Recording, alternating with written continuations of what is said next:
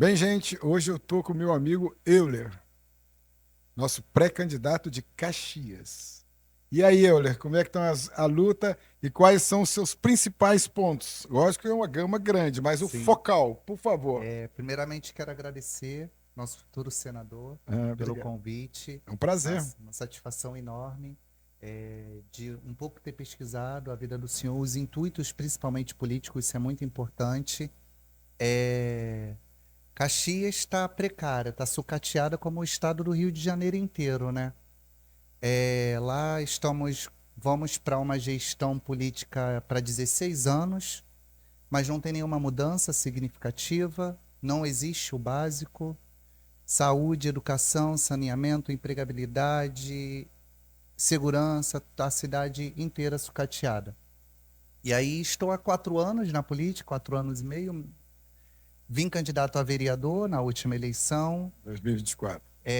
tive um resultado bastante significativo, inclusive, com 475 votos. Não tenho viés familiar político. Quando eu cheguei com essa notícia lá na minha casa, para minha mãe, para minha família, que eu ia virar político, minha mãe quase infarta, Meu que pai a também era política contra é eu ter árdua, entrado. principalmente ali dentro de Caxias, mas eu entrei, Mauro, por indignação mesmo e por viver a realidade, inclusive, da cidade. Quando eu nasci, eu precisei de saúde pública. Quando eu estudei, fiz meu ensino fundamental, meu ensino médio, eu precisei de educação pública. Então, eu tenho a famosa propriedade para falar do assunto. Sentiu na pele. Totalmente, até hoje. Então eu entrei por uma indignação, primeiramente, e depois com uma identificação, porque aí eu me apaixonei pela política, a verdadeira política. Não a politicagem que a gente Nem a velha vê política. aí, né? Nem a velha política, porque, com todo o respeito, inclusive ao senhor, mas quando a gente fala sobre uma renovação política, e principalmente da participação de jovens, e nós temos aí, se a gente botar um abre-alas aí com o Nicolas Ferreira, que já é um deputado de mandato, um jovem, então isso também abre um leque também para as pessoas compreenderem, mas é sobre essa questão da renovação política. Existem dinossauros políticos dentro daquele Congresso, inclusive, que o Brasil, ele inclusive não anda por conta disso. A parcela de culpa muito grande também dos deputados e senadores que nos representam ali dentro do Congresso, sabe? Essa é a percepção que eu tenho. E tô aí na luta, sabe? A renovação política é sobre isso. Você como uma indignação, né? Porque entrou agora, está nessa nova empreitada da política e é sobre isso, sabe? A gente aprender com as experiências dos mais velhos, porque, né, isso é muito importante, né? A gente mantém sempre ali, né, colocando ainda a nossa vida e a gente sempre precisa de referências, mas que sejam referências boas. Com certeza, eu sempre digo o seguinte: tem uma música que diz: a única coisa que não muda na vida é a mudança. A mudança é fundamental. E isso foi uma das coisas que me moveu a entrar na política. Óbvio que eu não sou jovem como o Nicolas ou como você, mas eu já estou numa segunda fase da minha vida que é, depois de 40 e tantos anos, começar praticamente do nada, com duas casinhas, duas, quatro, 8, 16, tá? Pra vocês terem uma Perfeito. ideia, só nos últimos anos nós construímos milhares de unidades de habitações só em Volta Redonda. Bacana. E o que é mais, e que me enche de orgulho, eu não sei se é mais importante, mas para mim é muito importante, é que eu não venho de família pobre. Eu venho de família de posses e eu deixei todos os negócios da família que meu pai não queria construir, que nós mexíamos com loteamento na empresa dele, além de outras que ele tem. Tinha, né, que ele faleceu infelizmente no ano passado, que muito me entristece, mas eu Imagino meus entendo. sentimentos. E eu falei com ele, eu quero construir, estou fazendo engenharia. Ele falou, pô, não quero, não quero. Eu falei, então vou embora. Peguei um dinheirinho que eu já tinha, peguei um terreno, comecei a fazer duas casas, sem dar propina e sem corrupção, Dignamente. dignamente. Tenho isso em Corretamente. qualquer lugar que você for, principalmente no sul fluminense, eles vão garantir que nada me pega. Então, baseado nisso, e na mesma indignação que você tem, que o Nicolas tem e outros jovens têm, eu também tenho. E aí, tendo uma forma de gratidão por tudo que eu consegui e ter a certeza também com a vivência que você teve nos problemas sociais que você encarou, eu tive nas diversas provas de vida de que eu era capaz de participar de uma política sem corrupção, sem trambique e sem roubalheira. Perfeito. Isso que me fez ter a certeza que chegou a minha hora. E muito mais. Eu vou te contar uma história que eu tenho contado para alguns, que é bom que seus ouvintes e os meus vão ter. Eu tinha tirado minha empresa, nosso grupo empresarial, não da família, meu, completou 40 anos e eu falei, vou tirar umas férias sabáticas de 6 meses a 1 ano. Passei as empresas tudo para os meus filhos, desapeguei de empresa, de carro, de tudo que eu tenho, casa na praia, fazendas e tudo, e fui embora sozinho. Até minha mochila, até minha bagagem eu esqueci no prédio. Viajei para Madrid sem nada e fui para a Ásia. Após 2 meses de viagem, muito interessante, participando mais pelo lado da espiritualidade, desse outro lado que eu não tive a oportunidade de viver tanto, apesar de ter vivido intensamente essa parte espiritual, eu fui pressionado pelo presidente aqui, o Tiago, e o presidente nacional, Eduardo, para voltar. E eu dizia, não volto.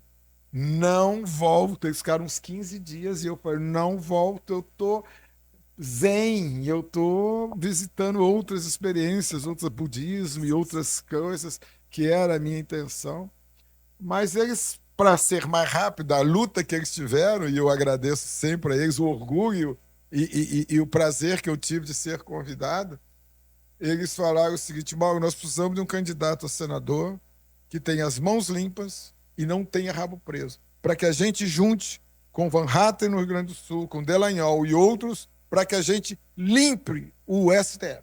Perfeito. Tirem aqueles caras de contratos de milhões com a esposa, de resort e de venda de sentença, como diz um ex-companheiro nosso, um ex-colega nosso, daquele balcão de venda. Você precisa vir. Aí eu larguei tudo, quase morri. Até hoje ainda. Mas estou feliz da vida porque eu acho que eu encontrei pessoas dignas como eu, pessoas com as mesmas intenções que eu tenho, e isso tem me feito muito feliz, porque eu sei que eu tomei o caminho certo e vamos lutar até o final para que todos nós, o máximo de nós possíveis, os que puderem entrar e os que não puderem, vão caminhar junto, porque isso é um processo. As pessoas falam, Mauro, mas tem Benedita, tem não sei quem. Eu falei, cara, tem 40 anos que essa senhora está aqui, 84 anos. O que vai fazer que não fez nada em 40 anos? E literalmente a e o povo está renovação vendo política isso. é isso. É o tempo que essas pessoas estão ali, o período que essas pessoas estão ali, e não tem nenhuma mudança significativa positiva. É um poço que não tem fim. Essas pessoas só vão escavando o poço e a gente só vai afundando mais ainda. E você vê, por exemplo, essas pessoas, no caso que eu citei, estava no Petrolão, estava no Mensalão, estava contra o INSS, CPI do INSS, estão em tudo. E outra coisa. Estava e estão. Outra coisa, o pior desse tipo de pessoa, de político, que é a grande maioria que está lá só para se reeleger e se beneficiar, é que na cadeira que eles estão sentados e não fazem nada, eles não deixam alguém sentar que possa produzir pelo país. Perfeito. É isso. É isso. Não é isso?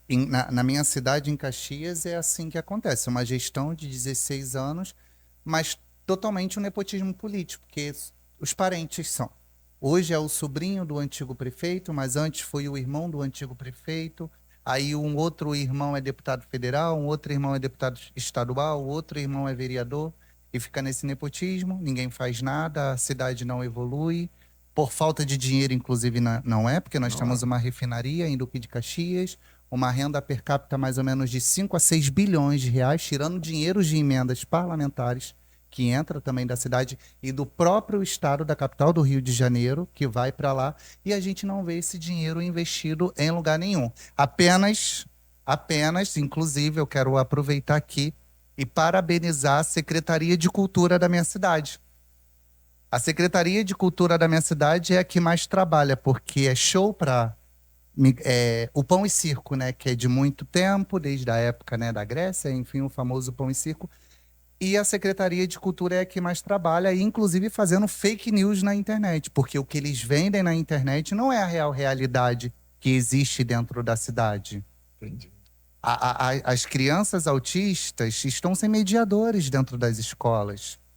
Eles vendem escola bilíngue dentro da cidade, mas as crianças elas não sabem nem falar português direito. Você está entendendo? Não existe professores dentro da escola. Escolas totalmente sucateadas, mas o que eles vendem na internet é totalmente uma mentira. Professores há mais de 11 anos, sem reajuste salarial, sem concurso público dentro da cidade, porque isso é cabide de emprego. Todos os eventos da velha política que existe dentro de Duque de Caxias, que nós viemos cheios. Ah, está cheio porque as pessoas estão apoiando ele. Não, são pessoas que estão refém, que se não for na reunião, é mandado embora, é demitido. Isso está em todas as cidades. Denúncias de qualquer coisa que eu coloco ali dentro da internet, nos comentários, não são apenas comentários, são denúncias de crianças de vários graus de autismo misturados numa sala só tendo 20 a 30 minutos de alguma consulta mais de 15 a 20 dias. Como é que essas pessoas, essas crianças, elas vão evoluir? Que você está entendendo? Por isso que nós estamos de olho no futuro. Exato. E é sobre isso, sabe, senador? A gente espera, eu como um novo. Hoje estamos no pré-candidato, mas eu estando como político, porque é uma escolha nossa, né? Exatamente. É uma escolha nossa. Vai muito além de uma identificação. Eu me identifiquei com a política hoje, como pessoa, estou falando como eu. Eu sinto que é um chamado meu na trajetória aqui na Terra. Ah, o que é que você fez? O que é que você faz pelo mundo? Eu sinto, sabe, um chamado. É uma identificação pessoal minha. Mas eu estou como político. Mas não vale tudo para você virar político. Você se corromper, você passar principalmente por cima dos seus valores, dos seus princípios, do seu caráter. Você está falando uma coisa de passar por cima de tudo. Eu fui pré-candidato a prefeito em Volta Redonda, em 2024, lutando contra um candidato que tinha 5 mandatos, indo para o sexto, que manda na cidade há 30 anos. Ele sai, bota um, ele sai, bota um. Só 4 anos, uma quadra de anos, que ele não estava mandando. E eu fui. Fiz a minha campanha, não dei uma bala durante a campanha para ninguém. E não fiz boca de urna, porque era proibido. Isso. Todo mundo falava, você vai perder a eleição. Eu vou perder reto, como Sim. foi a minha vida. Porque muita gente fala direito, direita, direito, sou direito, mas na hora que é para ele, não, mas peraí, mas isso aqui eu preciso flexibilizar. Isso. Não. Ou é ou não é. Não existe meia gravidez. Ser e estar é completamente diferente. Não existe meia gravidez. Eu sempre disse isso. Então, o que acontece é o seguinte, esses são os exemplos que eu deixei na nossa cidade, onde as pessoas falam, cara, você é louco. Mas esse louco tem outro sentido que talvez as pessoas não tenham coragem de admitir. Falam com louco, amigos, eu estou dizendo, mas para não dizer, você é aquela outra palavra que eu não posso dizer aqui, fogo, vou dizer fogo. Porque eu falei, se eu não vou. Candidatos a vereador de mandato, que eu não tinha, eu estava no PL, me tiraram o PL, depois eu tinha uma vice fantástica, eles levaram a vice, eu fui para o Novo, que me acolheu de braços abertos, e graças a Deus eu pude disputar, e hoje estou aqui. Depois de tudo isso, eu falei assim, eu vou estar reto. Tive 20 mil votos. Tive mais votos do que todos os atrás de mim, juntos, do PT, do PSDB, do PSOL, de todos os outros partidos, eu tive mais. Só perdi para o prefeito, porque era praticamente imbatível, enquanto ele gastou 10 vezes o que eu gastei, comeu tudo declarado. Mas aí não vem ao caso. O que é importante é o que eu fiz. E principalmente, tanto o senhor, com esse quantitativo de votos que o senhor fez, mais de 20 mil votos, eu com meus 473 votos, é nisso que a gente tem que focar. São nessas pessoas que nós temos que focar, porque as pessoas é uma parcela de muito pouca, mas é uma minoria que faz barulho, que estão sem perspectiva de vida, mas as pessoas elas precisam ter mais consciência social, mais consciência, o respeito ao próximo, porque a política ela vai muito além sobre saúde, educação, segurança, saneamento. É a questão ali da sua convivência social. Não, eu digo o seguinte, tudo na vida as pessoas precisam ter propósito. Propósito é tudo na vida. Perfeito. Sim. É propósito. Você tem que ter propósito. Sim. Na minha empresa, quando você sobe a escada para o andar de cima, onde fica a diretoria, o tesouraria, tem escrito: nós não trabalhamos para ganhar dinheiro, nós ganhamos dinheiro porque nós trabalhamos. Aí a pessoa fala: mas como? Não, nós trabalhamos porque nós temos propósito.